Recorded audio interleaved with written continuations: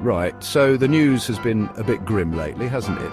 It's enough to make you want to pack it all in, move to a remote island and live off of nothing but biscuits and tea.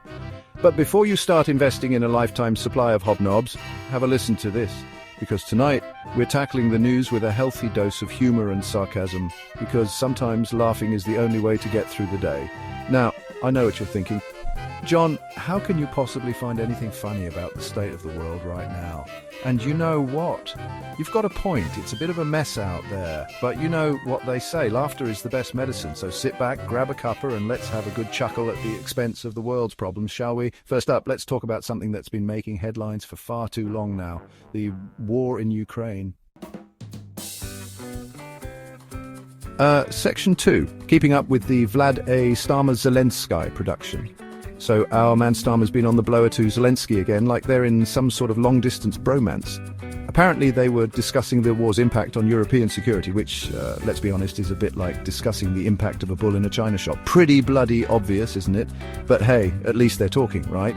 Maybe next time Starmer can give Zelensky some tips on how to deal with Boris Johnson's hair, because let's face it, that's a whole other war zone.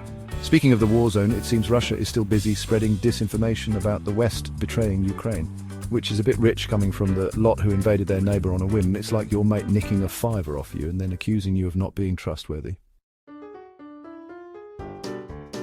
Section 3. Disinformation and drones. Russia's greatest hits. Spoiler alert, they're both rubbish.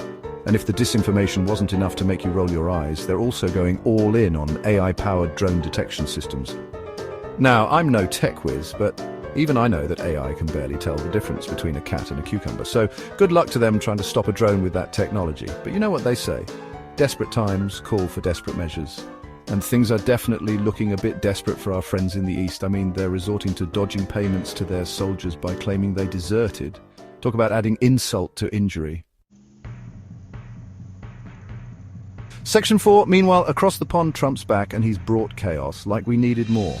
Speaking of desperate measures, let's pop over to the good old US of A, where things are about as subtle as a brick to the face. The Donald's back in charge, and he's been busier than a one-armed paper towel salesman in a hurricane. First, he gave the boot to the chairman of the Joint Chiefs of Staff.